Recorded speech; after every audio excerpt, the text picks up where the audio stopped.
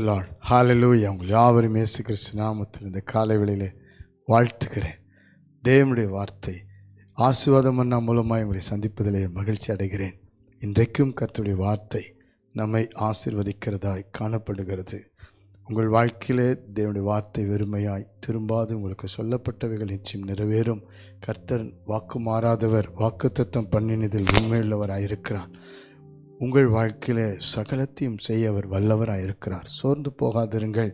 இந்த காலை வேளையில் கர்த்தர் உங்களுக்காய் பேசுகிற தீர்க்கமான வார்த்தையை பாருங்கள். லூக்காவின் புஸ்தகம் 7ஆம் அதிகாரம் 7ஆம் வசனத்தை வாசித்து பாருங்கள்.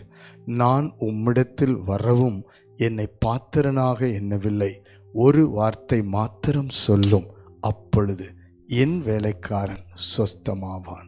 அல்லேலூயா, அல்லேலூயா.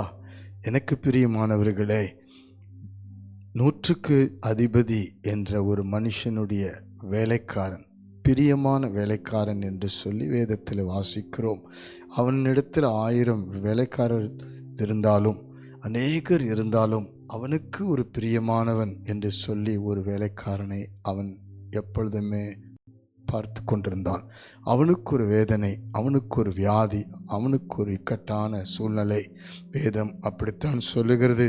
அந்த 7ஆம் அதிகாரம் 2ஆம் வசனத்திலே 100க்கு அதிபதியான ஒருவனுக்கு பிரியமான வேலைக்காரன் வியாதிப்பட்டு மரண அவஸ்தையாயிருந்தான். அப்போ ஒரு பாரமான, ஒரு ஆத்தும பாரம் உள்ள ஒரு மனுஷன். இன்றைக்கும் ஆண்டவர் உங்கள் வாழ்க்கையில் ஒரு ஆத்தும பாரத்தை கொடுக்கிறார். உங்களுடைய குடும்பத்தை குறித்து, பிள்ளைகளை குறித்து, உங்களுடைய காரியங்களை குறித்து இன்றைக்கு ஒரு ஆத்தும பாரம் நமக்கு அவசியம்.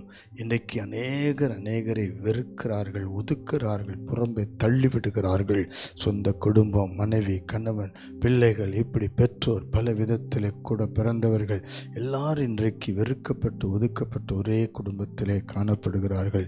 ஆனால் பிரியமான ஒரு வேலைக்காரனை 100க்கு அதிபதி அவன் கண்ணோக்கி பார்க்கிறான் ஆத்தும பாரத்தோடு. அது மாத்திரமல்ல, அவன் தம்முடைய ஜனங்களை நேசிக்கிறவனும் அவன் ஜெப ஆலயத்தை கட்டி கொடுத்தவனுமாய் இருக்கிறான் என்று சொல்லி 5வது வசனத்தில் வாசிக்கிறோம்.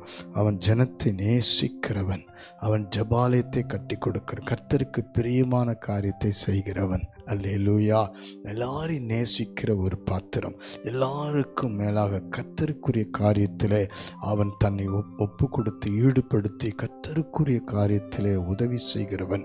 இன்றைக்கு கர்த்தரை கனம் பண்ணுகிறவன். அவனுக்கு தான் ஆண்டவர் அவன் ஜெபத்தை கேட்கிறார். அல்லேலூயா. அவன் ஒரு விண்ணப்பத்தை கேட்கும் ஆண்டவரிடத்தில் கேட்கும் பொழுது அவன் தன்னை தாழ்மைப்படுத்துகிறான். பாருங்கள், நான் பாத்திரன் அல்ல. இன்றைக்கு தாழ்மைப்படுங்கள். கர்த்தர் நிச்சயம் நம்மை உயர்த்துவார், குடும்பத்தை உயர்த்துவார், பிள்ளைகளை உயர்த்துவார். வாலிப பிள்ளைகள் ஆண்டவருக்கு தாழ்மைப்படுங்கள். ஆண்டவர் பாருங்கள், ஒரு வார்த்தை சொன்னால் அது நிறைவேறும் என்று அவன் நம்புகிறான். பாருங்கள், ஒரு வார்த்தை மாத்திரம் சொல்லும், என் வேலைக்காரன் சுகமடையும். எவ்வளோ நம்பிக்கை! ஆண்டவரிடத்தில் நாம் விசுவாசமும் நம்பிக்கையும் குறைத்து விடக்கூடாது. உங்களுக்கு இன்றைக்கு ஒரு வார்த்தை சொல்லுவார். அந்த வார்த்தை ஜீவனும் ஆவியும் உள்ள வார்த்தை. இருபுறம் கருக்குள்ள எந்த பட்டயத்திலும் கருக்கான வார்த்தை நிச்சயம் நிறைவேறும். அற்புதம் நடக்கும். இப்பொழுது நீங்கள் ஆண்டவரிடத்தில் ஒப்புக்கொடுங்கள்.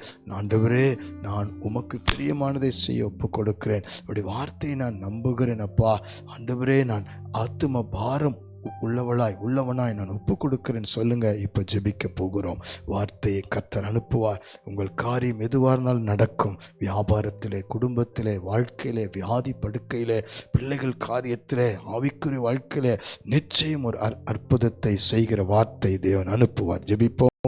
பரலோக பிதாவே, பரிசுத்தமான இயேசு கிறிஸ்துவின் நாமத்தினாலே இந்த காலை வேளையிலே கூடியிருக்கிற அத்தனை பேருக்காய் ஜெபிக்கிறேன். இந்த ஆண்டவரே, வார்த்தையை கேட்டுக்கொண்டிருக்கிற வாழ்க்கையிலே ஒரு அற்புதம் நடக்கட்டும். ஒரு வார்த்தை மாத்திரம் சொல்லும் என்று சொன்ன வார்த்தையின்படி யார் யாருக்கு இன்றைக்கு அற்புதம் தேவையோ அவர்கள் வாழ்க்கையிலே ஆண்டவரே இன்றைக்கு நீர் விரும்புகிற பாத்திரங்களாய், ஆத்தும பாரமுள்ளவர்களாய், உமக்கு பிரியமானதை செய்கிறவர்களாய், எல்லாரையும் நேசிக்கிறவர்களாய் உள்ளவர்களாய் மாற்றும்படி ஜெபிக்கிறோம்ப்பா. உம்மிடத்தில் தாழ்மை உள்ளவர்களாய் மாற்றும்படி ஜெபிக்கிறோம்ப்பா.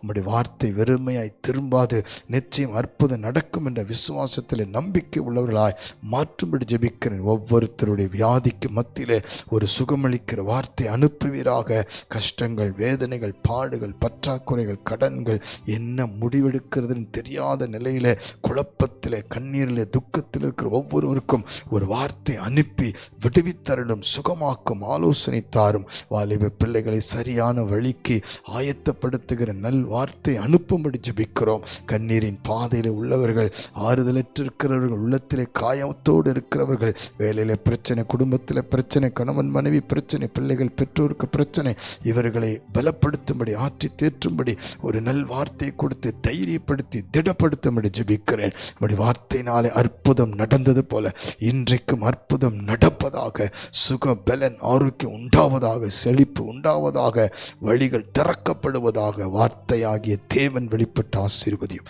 நீர் அப்படி செய்வதற்காக நன்றி. சாட்சியை நிறுத்தும் இயேசு கிறிஸ்துவின் மூலம் தாழ்மையோடு அர்ப்பணித்து ஜெபிக்கிறோம் ஜீவனுள்ள நல்ல பிதாவே. ஆமென், ஆமென், ஆமென். God bless you. கர்த்தருடைய வார்த்தை நிச்சயம் உங்களுக்கு அற்புதம் செய்வார். நம்பிக்கையோடு இருங்கள்.